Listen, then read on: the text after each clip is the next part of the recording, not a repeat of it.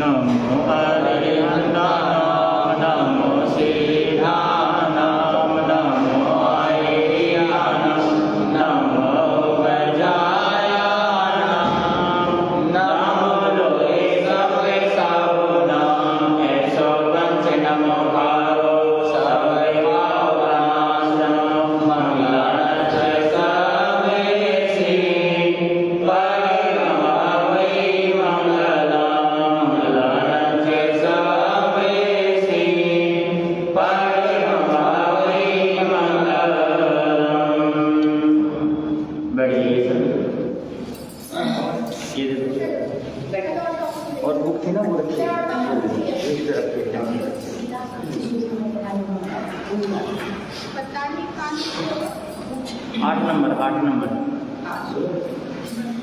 8 number page.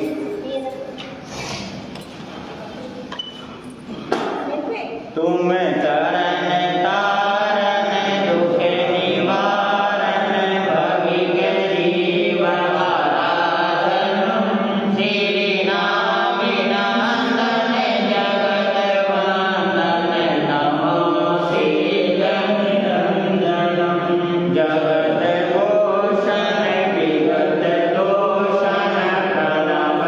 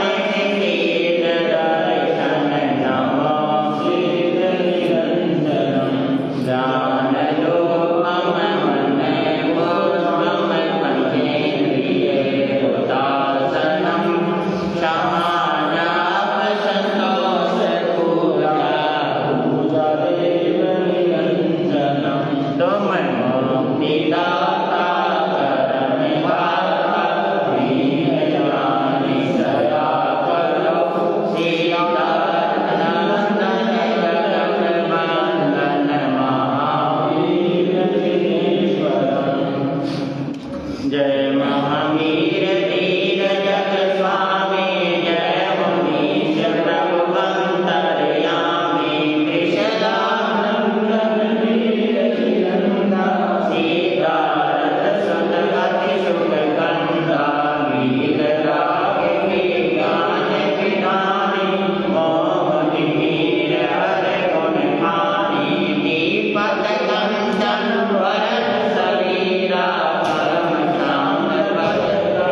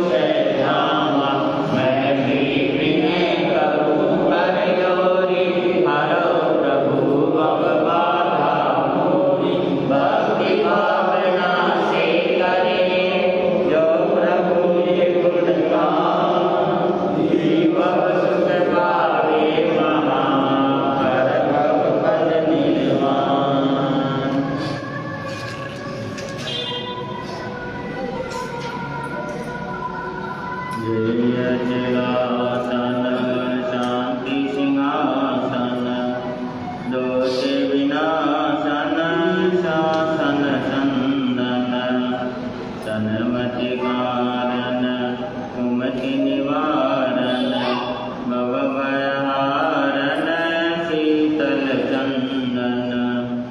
जय करुणा वरुणालय जय जय जीव सभी करते अभिनंदन।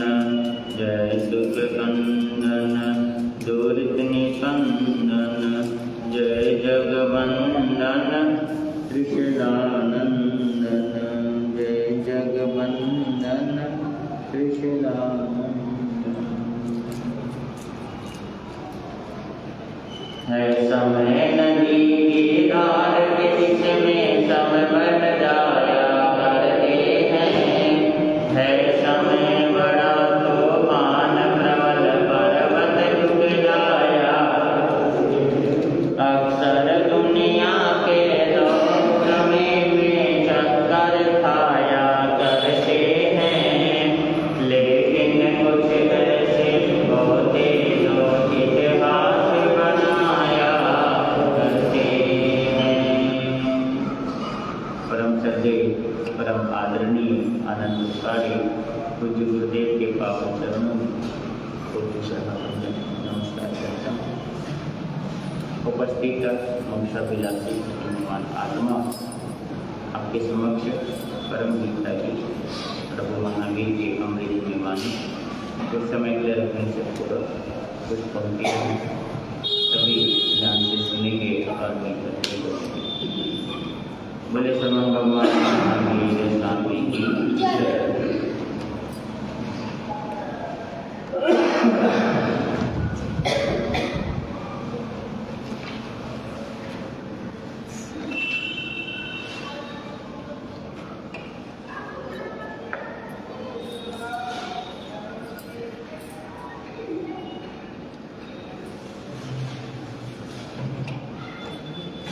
यह मीठा प्रेम का प्याला कोई पिएगा किस्मत वाला। ये मीठा सभी बोलो सभी मिलकर के बोले। पहले सुने और फिर बोले। यह मीठा प्रेम का प्याला कोई पिएगा किस्मत वाला। ये मीठा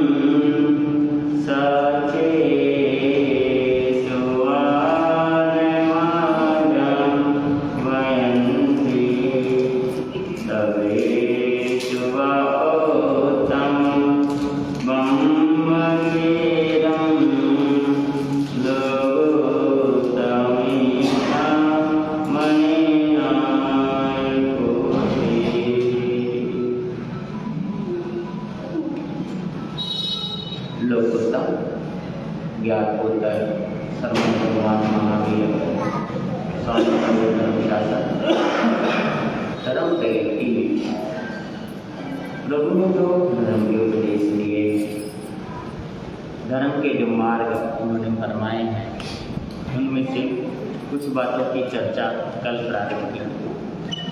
कल आपके सामने बात रखी गई थी कषाय।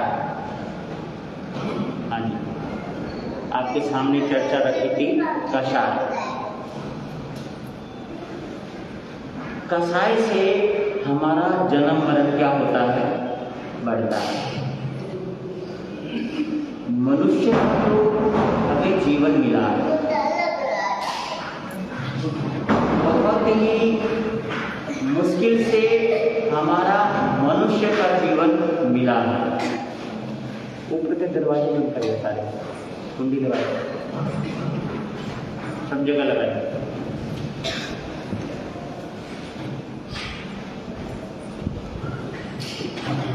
मनुष्य का जो जीवन मिला है, इस मनुष्य के जीवन में रह करके साधना रत होना है, साधना करनी, और साधना करके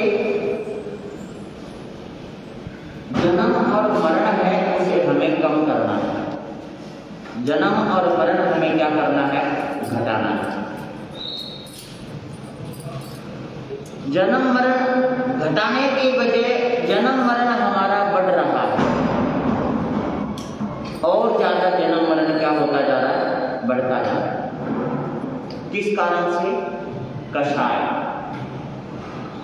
क्योंकि दिन प्रतिदिन कषाय बढ़ता जा रहा है, और कषाय इसलिए भी बढ़ रहा है क्योंकि हम भोजन भी करते हैं तो उस भोजन में भी केमिकल होता है। पानी पीते हैं उसमें भी क्या होता है? केमिकल होता है। और हमारे विचारों के अंदर भी क्या है? केमिकल। ये जो हवा चल रही है, हम सोचते हैं कि शुद्ध हवा मिले, इस हवा में भी क्या है? केमिकल।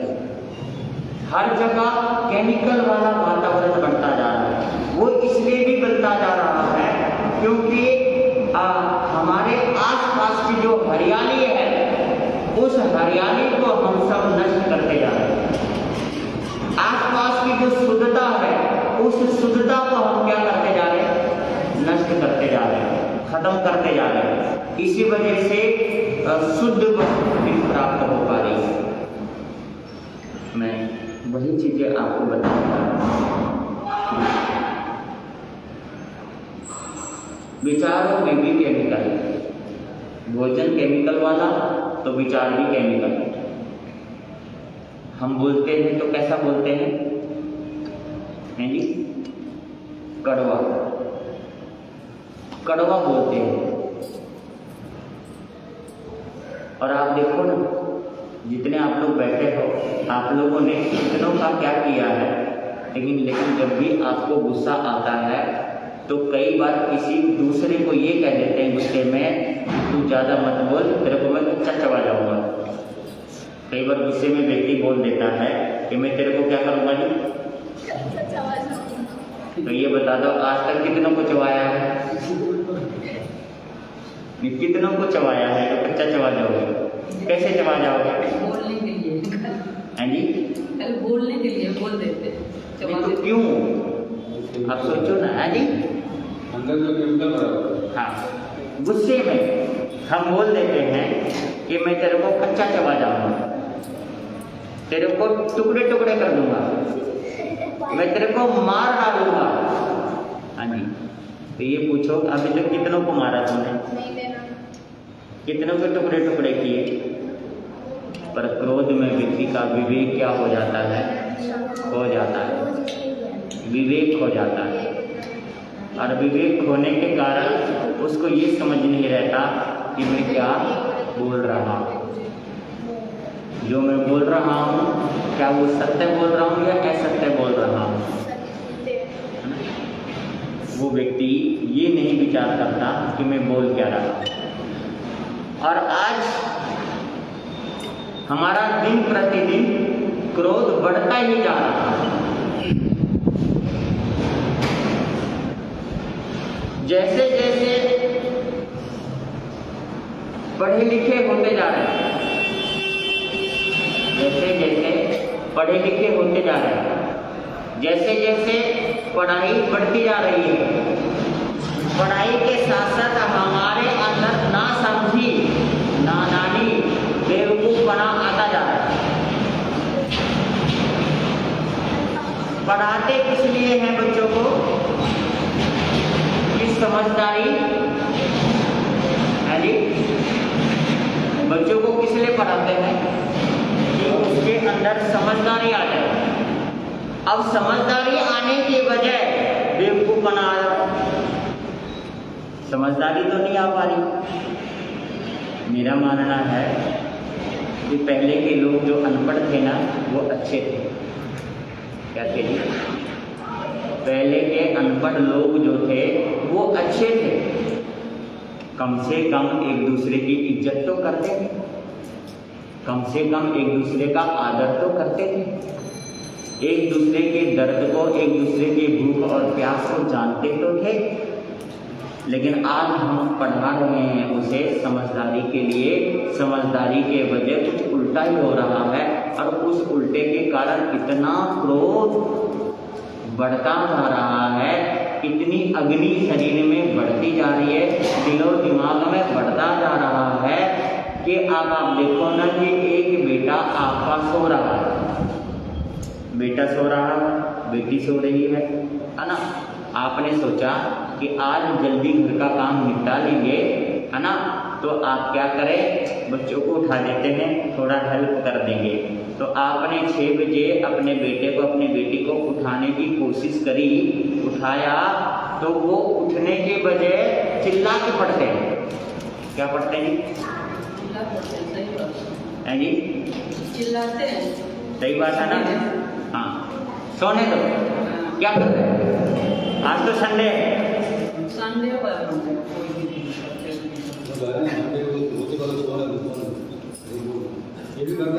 आज संडे है।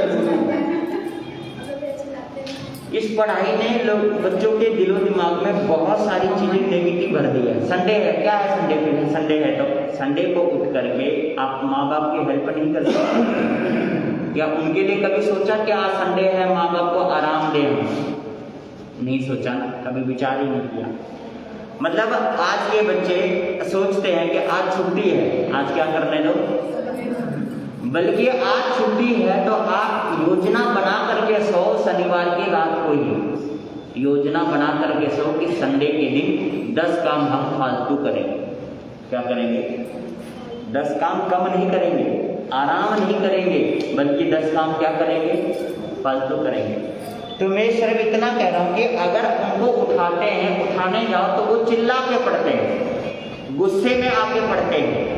यानी कि वो व्यक्ति नींद में भी क्या है? गुस्से में है। सोच करके देखो कि वो सो रहा है और रिलैक्स है, बॉडी उसकी रिलैक्स प्राप्त कर रही है, उस रिलैक्सता के अंदर भी उसके अंदर क्या भरा पड़ा है? क्रोध, गुस्सा है। और उस गुस्से में वो बोल रहा है, क्या कर रहा है?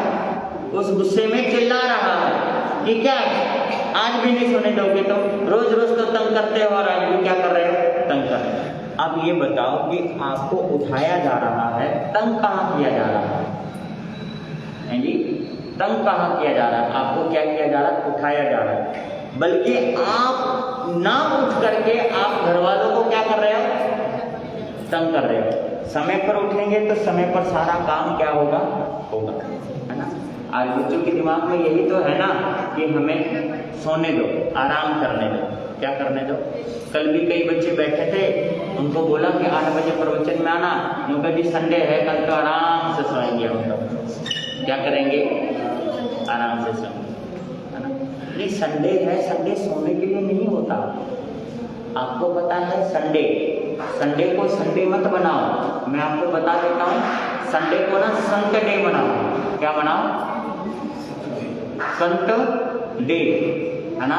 कि संडे को संतों के पास जाओ, ताकि आपके विचारों में जो केमिकल है, आपके विचारों में जो करवाहट है, संतों की वाणी सुन करके या उनके चरणों में बैठ करके आपकी करवाहट थोड़ी सी क्या हो जाए, यानी पानी गंदा हो तो बोतलों में, डब्बों में, पानी के अंदर कुछ ऐसी चीजें डाली जाती है जो पानी क्या हो जाता है, साफ हो जाता है, गंदा पानी साफ हो जाता है। तो ऐसे ही संतों के जो विचार है, संतों की जो वाणी है, उस वाणी से आपके विचारों में क्या आ जाती है, शुद्धता, केमिकल दूर हो जाता है। इसलिए संडे को आराम नहीं, संडे को संत डे मनाओ। कौन सा डे? संत डे। अब संत डे आप मनाएंगे तो क्या होगा, आप संतों के पास जाएंगे तो विचारों में क्या आएगी, शुद्धता, शुद्धता, विचारों की करवाहट क्या हो जाएगी, दूर हो जाएगी। अन्यथा रोजाना का रोजाना आपके विचारों में तो क्या बढ़ता जा रहा है, करवाहट बढ़ती जा रही है, क्रोध बढ़ता जा रहा है। आपको पता है क्रोध एक ऐसी अग्नि है, खुद को तो जलाता है, अन्य लोगों को भी क्या करता है, जला करके राख कर देता है। छोटी सी बात बता रहा हूँ।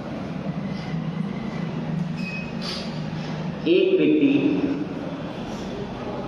काम धंधे से वापस आया, काम करके घर पे आया, उसके पास कुछ पर्चियां थी जो बाजार में उसने काम किया होगा, कुछ उसके पास पैसे थे जो बाजार से लेकर के आया था। तो उसने सोचा खाना खाने से पहले मैं एक बार पहले हिसाब किताब ही करूँ, फिर मैं आराम से क्या करूँगा, खाना खाऊंगा, नहीं तो मैं भूल जाऊंगा। चलो, उसने अच्छा सोचा, उसने अच्छा सोचा। हाँ जी, थोड़ा ध्यान दीजिए आप सभी। उसने अच्छा सोचा, बैठ गया, बैठ करके अपना बही खाते जो पर्चियां थी वो लिखने लगा, हिसाब किताब करने लगा, पैसे गिन करके रखने लगा। एक छोटा सा बच्चा जो होगा लगभग 1.5 साल का होगा। कितने का? 1.5 साल। छोटा सा बच्चा लगभग कितने साल का? सिर्फ 1.5 साल का। अब वो बच्चा वहां पर आया, बैठ गया और वो पैसे गिनने में मगन था, पर्ची गिनने में मगन था।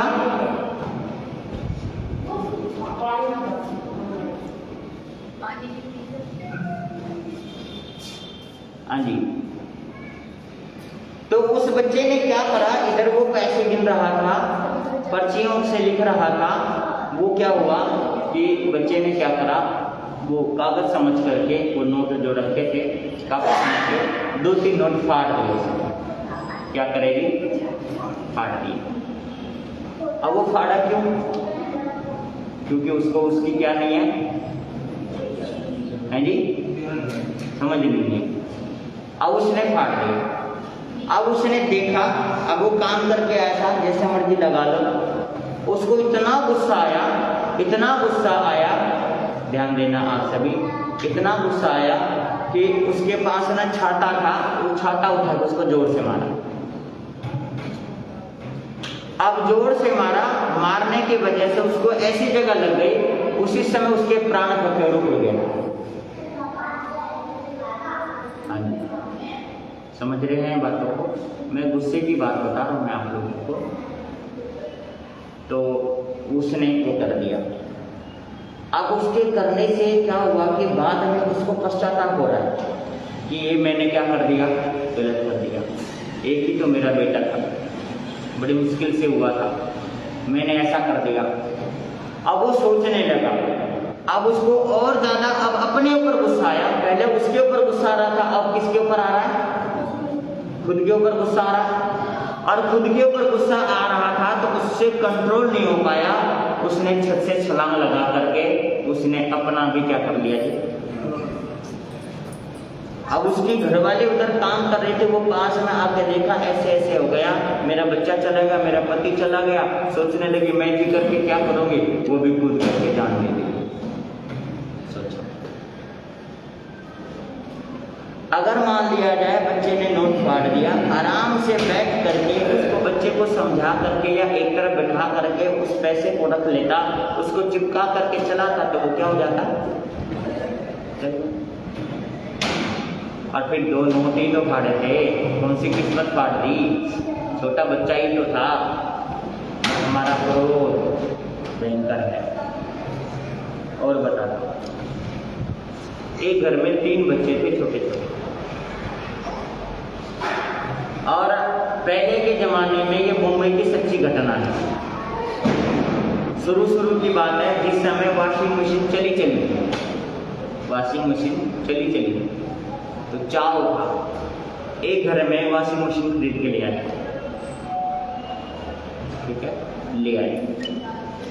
अब मैं आपको बता रहा हूं, मैं क्रोध में आकर के इंसान बोल देता है, लेकिन ये सोचता नहीं है कि साथ में जो है बच्चे हैं या बड़े हैं, उस बोलने का प्रभाव क्या पड़ेगा, ये कभी विचार नहीं करता।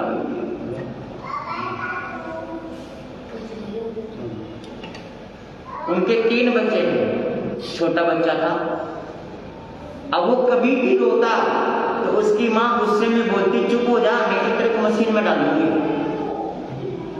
तब उसकी माँ, आज ध्यान दो, माँ क्या बोलती, चुप हो जा, नहीं तो कहाँ डालूंगी तेरे को, मशीन में डालूंगी। अब बाकी के 2 बच्चे और थे, उसके बड़े छोटे बड़े थे, ज्यादा बड़े भी नहीं थे, कोई 5 साल का, कोई 7 साल का, ऐसे। और वो छोटा सा बच्चा 2 साल का, 5 साल का, 2 साल का, 5 साल का, 7 साल का, ऐसे बच्चे। उनके सामने ही बोला करते थे, चुप हो जा, नहीं तो तेरे को कहाँ डाल देंगे, मशीन में डाल। गुस्से में आकर के माँ बोलती। पर इस बोलने का क्या प्रभाव पड़ेगा, इसके बारे में कोई व्यक्ति विचार ही नहीं करता। देखिए, इस संसार के अंदर संसाधन जितने भी बढ़ रहे हैं, ये अच्छा भी है और ये बुरा भी है। अच्छा भी है और बुरा भी है। अब फोन लगा लो, फोन अच्छा भी है एक दृष्टि से और दूसरी दृष्टि से महाभयंकर भी है। जैसे कि आज लगा लो, आज इस भयंकरता ने, इस मोबाइल ने इतना बड़ा रूप धारण कर लिया कि छोटे छोटे बच्चे भी रात को 12-12 बजे तक मोबाइल के सहारे क्या रहते हैं, बोलो जी, जगह रहते हैं और देर से उठते हैं। क्या जरूरत है जागने की? मोबाइल ने इतना खराब कर दिया, गेम देखना, जो बच्चों की खेल कूद की जो सामग्री थी, जैसे कि छुपम छुपाई खेलना, कबड्डी खेलना, उछल कूद करना, बैडमिंटन खेलना, ये सब खेल तो धीरे धीरे क्या होते जा रहे हैं, भूलते जा रहे हैं। और गेम खेलना, पबजी खेलना, ये सब चीजें क्या हो रही है, बहुत शुरू है। इस चीज के कारण बच्चे क्या हो रहे हैं, बिगड़ रहे हैं, पढ़ाई का रहा नहीं ध्यान, ये सब चीजों के कारण बच्चे बहुत ज्यादा है ना बिगड़ते जा रहे हैं। संसाधन जितना बढ़ रहा है उससे 1% तो फायदा है और बाकी 99% उसका नुकसान ही है। ये भी हकीकत है।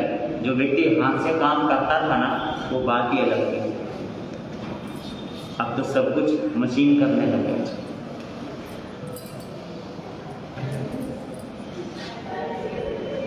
वॉशिंग मशीन चली थी, माँ बार बार गुस्से में बच्चे को बोलती थी। दोनों बच्चे इस चीज को सुनते थे। अब हुआ क्या, एक दिन की बात है, मियाँ बीवी दोनों ही काम से गए थे, जाना था उनको। बड़े बच्चे को, जो 7 साल का बच्चा था, 5 साल का बच्चा था, उन्हें कह दिया अपने छोटे भाई का इसका क्या रखना,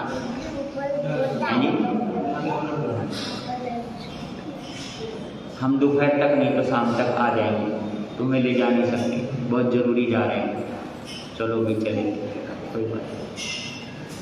इधर क्या होगा, आप विचार करें कि बच्चा, अब आप देखो कि क्या करता है।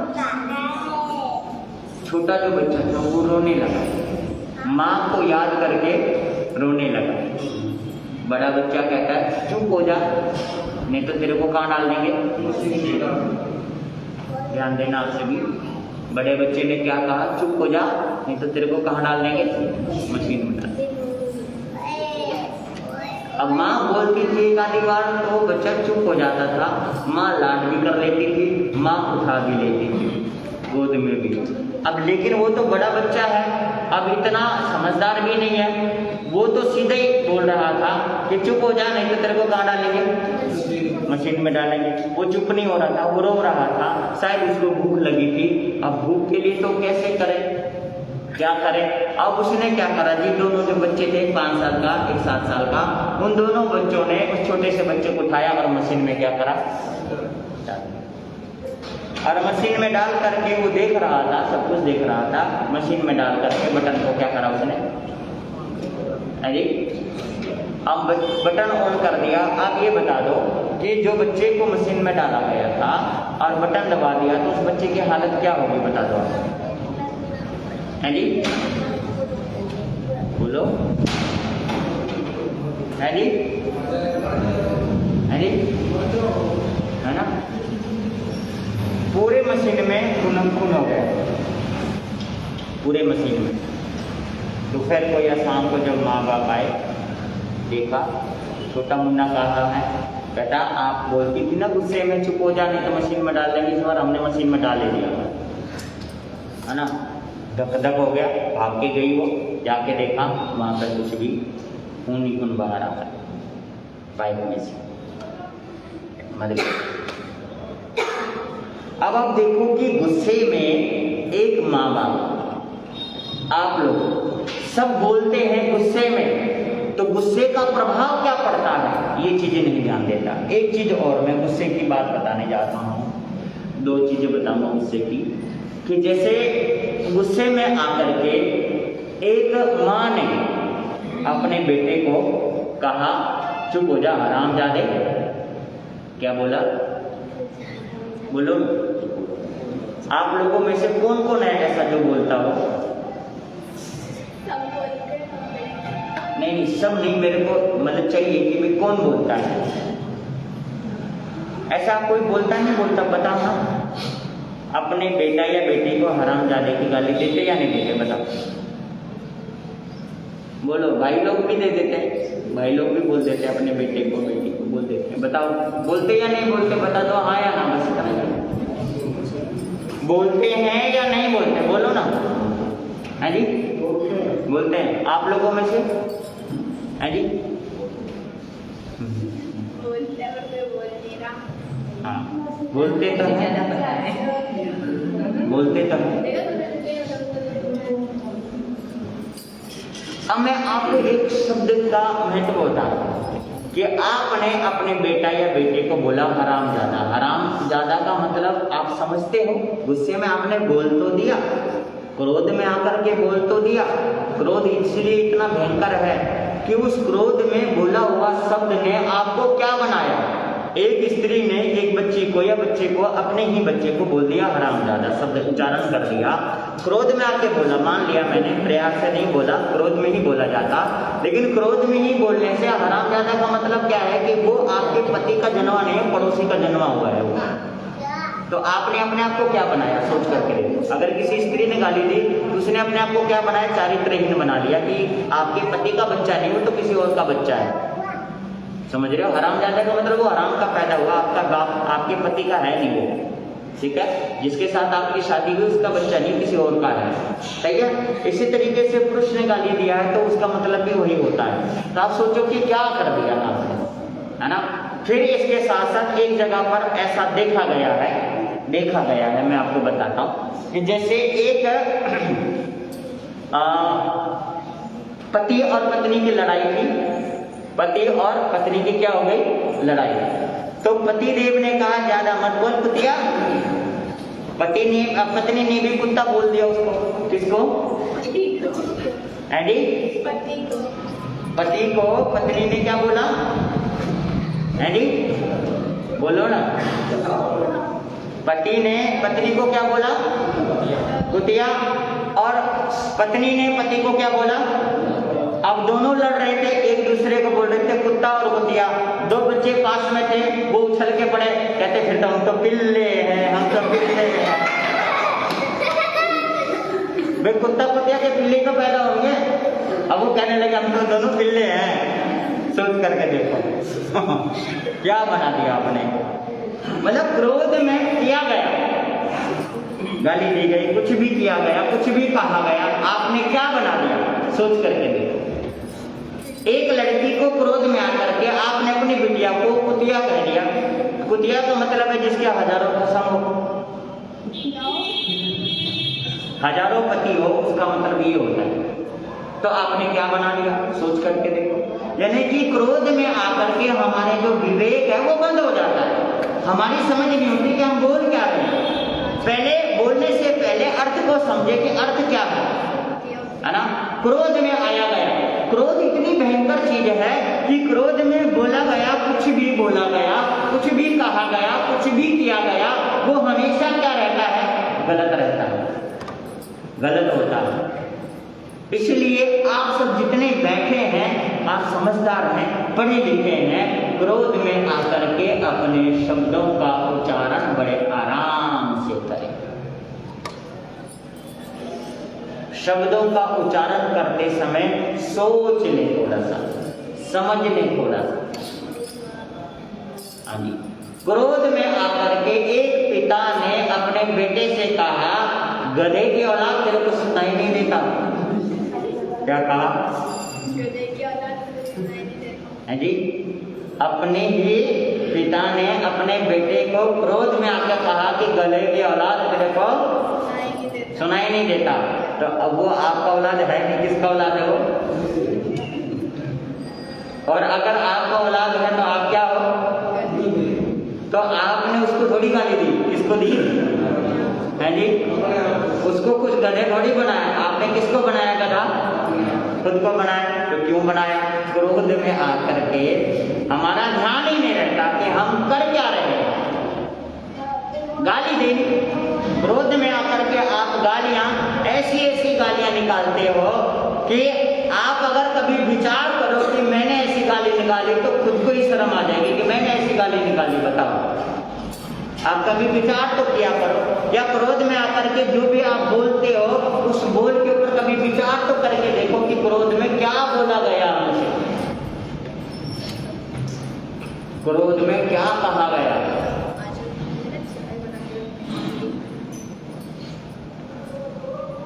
क्रोध में बोला गया,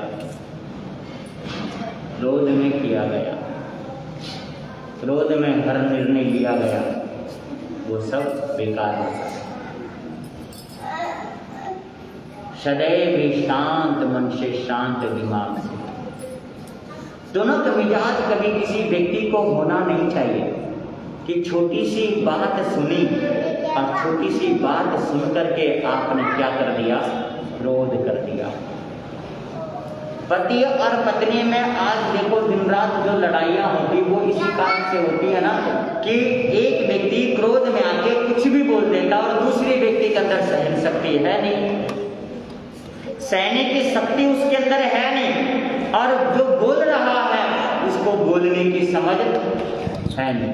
एक को बोलने की समझ नहीं है और दूसरे को सहन शक्ति है नहीं, और इसी कारण से ये सब चल रहा है। एक शब्द का अर्थ बताएंगे आप सभी? हाँ जी, आप सब जितने बैठे हैं एक शब्द का अर्थ बताएंगे। डिवोर्स एक शब्द है। कौन सा? डिवोर्स एक शब्द है। उसको हिंदी में क्या कहते हैं? तलाक उर्दू का शब्द है। मैंने ये पूछा डिवोर्स को हिंदी में क्या कहते हैं? अलग होने का मतलब वो नहीं होता, जैसे भाई बहन अलग अलग बैठे हैं इसका मतलब वो नहीं होता, तलाक नहीं होता इसका मतलब। बोलो नहीं, हिंदी का शब्द बताओ। हिंदी में तो कोई शब्द ही नहीं बोलती। डिवोर्स का शब्द हिंदी में बताओ। है जी, मैं आप लोगों से जानना चाहता हूँ,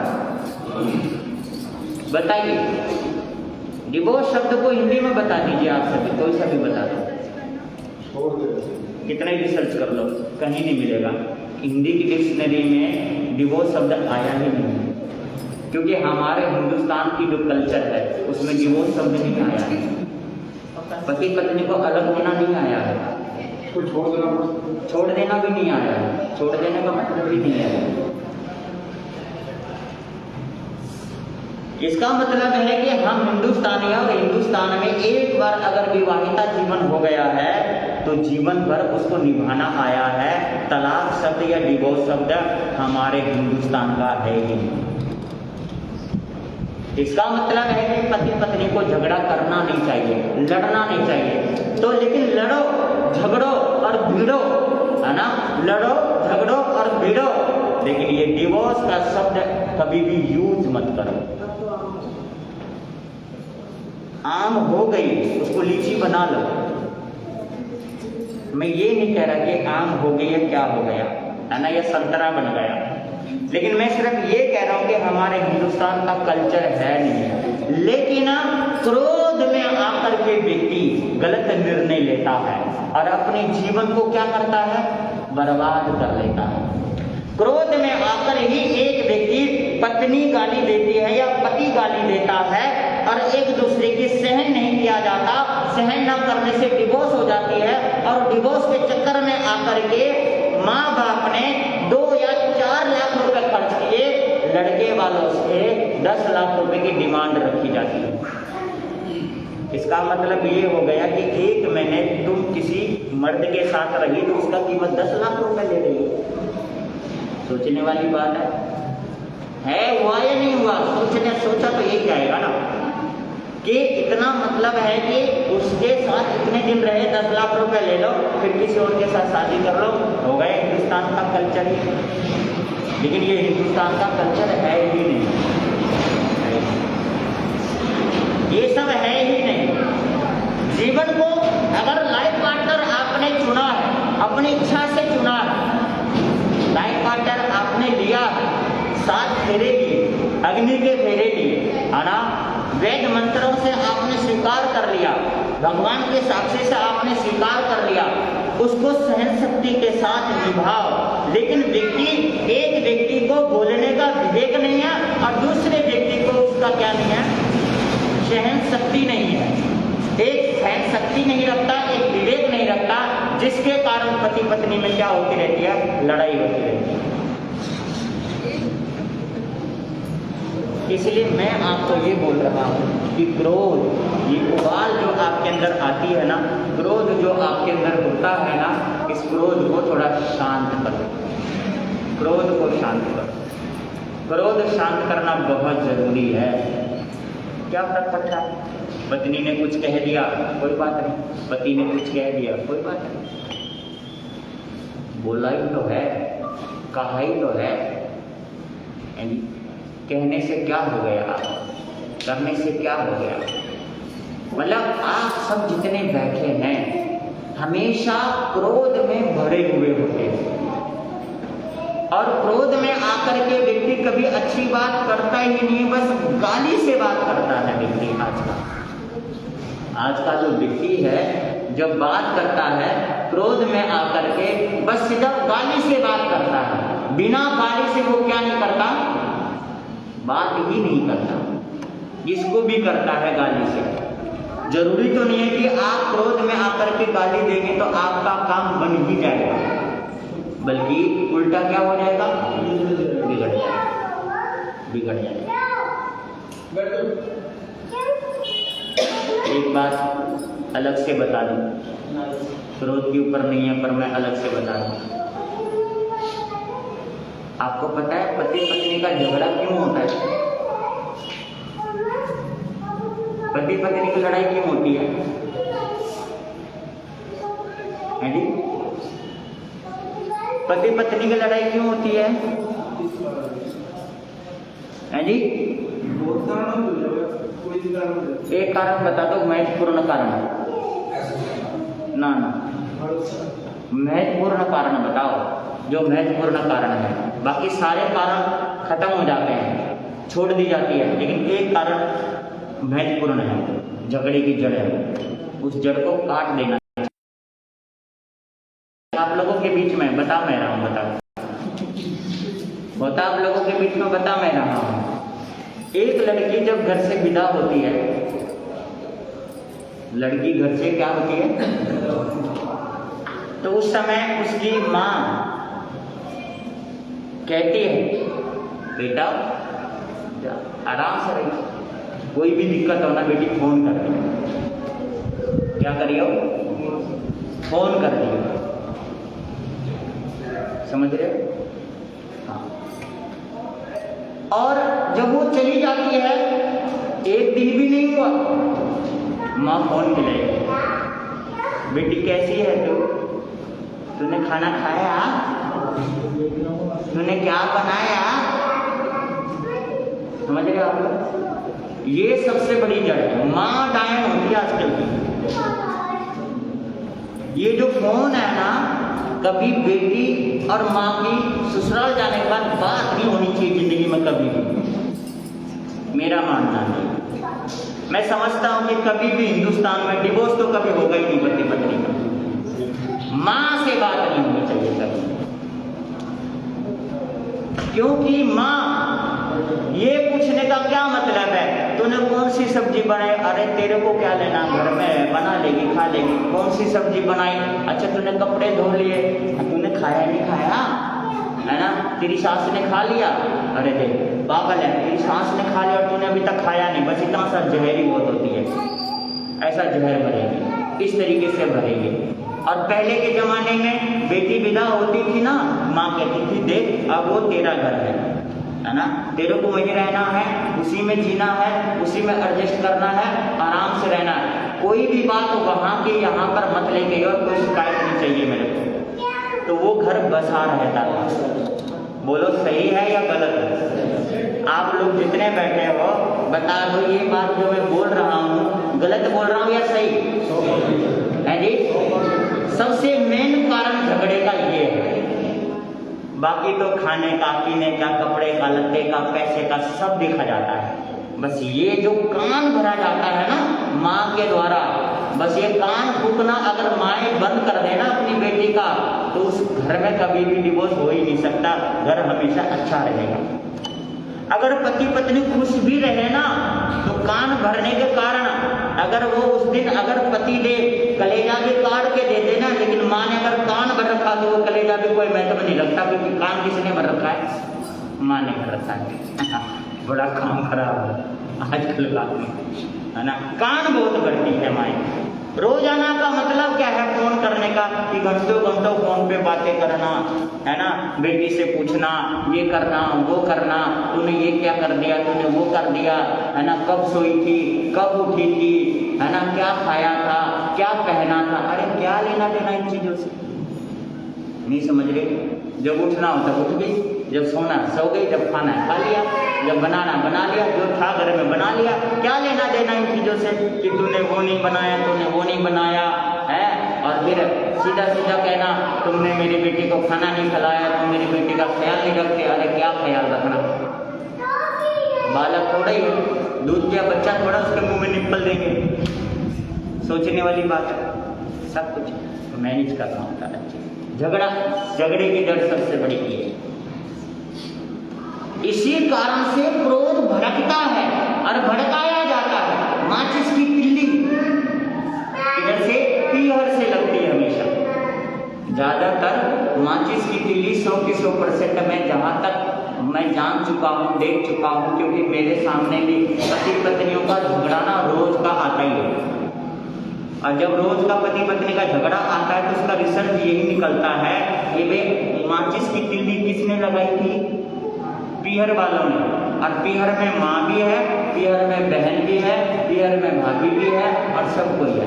एक लड़की ये चाहती है कि मेरा भाई मेरी भाभी माँ की सेवा करे और मेरी माँ को छोड़ के ना जाए। कौन चाहती है? एक लड़की ये चाहती है कि मेरी माँ की सेवा मेरा भाई करे और मेरी भाभी भी सेवा करे। वही लड़की ये चाहती है कि मेरा पति मेरे मुट्ठी में रहे, मेरी सास की ना रहे। देखो कितना अंतर है या नहीं है? बता है जी? कैसे घर बसेगा? तू ही लड़की है, तू ये चाहती है कि तेरा भाई तेरी माँ की सेवा करे, लेकिन तेरा जो पति है वो भी तो किसी माँ का जाया है या कुएं में से निकाल के लाई थी उसको? बोलो तो, बोलो ना। नहीं आ रही समझ में आप लोगों को? है जी? है जी? लेकिन किसी के समझ में नहीं आती क्या? बस ये है कि अगर घर का झगड़ा बंद करना हो, लड़ाई बंद करनी हो, तो ये फोन वोन बंद करा। माँ से बात नहीं होनी चाहिए कभी जिंदगी में। माँ चाहे, हालांकि माँ बहुत अच्छी चीज होती है, माँ की उपमा ही नहीं जा सकती, लेकिन आज माँ तो है नहीं ना कोई। आप बताओ, आप लोगों के घरों में माँ है? मेरे को तो नहीं लगता किसी घर में माँ है आज। कहाँ है? माँ नहीं है, मम्मी है। Mummy, mummy is dead body. Mummy का मतलब जो मर गई हो। संस्कृत में उठा के पढ़ो, मम्मी शब्द का मतलब है कोल्ड स्टोर में जो डेड बॉडी रखा जाता है विदेशों में, उसको बोलते हैं मम्मी। और पापा, पापा का मतलब संस्कृत के व्याकरण में लिखा है, पापा का मतलब जो हर वक्त पाप करता हो, हर वक्त पाप करने वाला पापा होता है। और जो मर गई हो मम्मी, तो मरी हुई मम्मी और पाप करने वाला पापा, उसके बच्चे कैसा पैदा होंगे? राक्षस ही पैदा होंगे।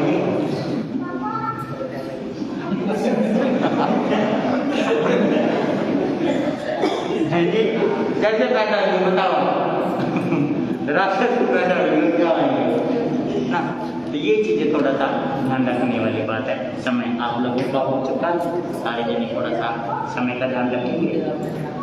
ठीक, 8 से 9 का प्रवचन का है, आगे और बातें रखेंगे, क्योंकि 4 भाग है, क्रोध, मान, माया, लोभ, ये 4 चीजें हैं। इन चारों चीजों को बड़े अच्छे ढंग से समझाना है ताकि आपके समझ में आ जाए, क्योंकि रोजाना सुनेंगे तो कुछ न कुछ तो आपका मन क्या होगा? हल्का होगा।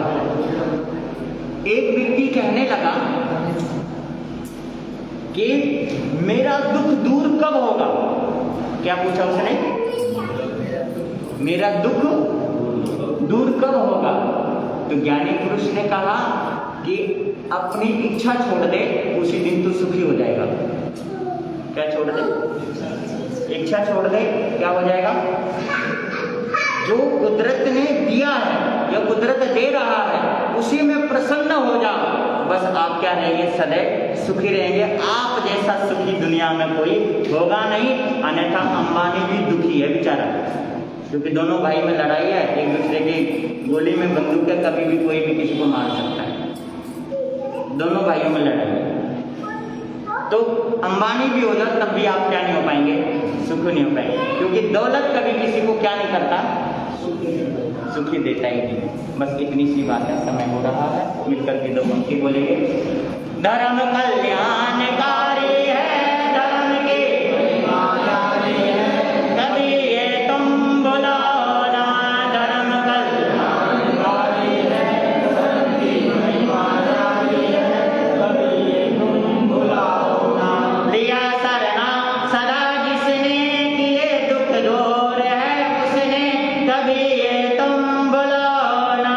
लिया सरना सदा जिसने किए दुख दूर है उसने, कभी ये तुम बुलाओ ना।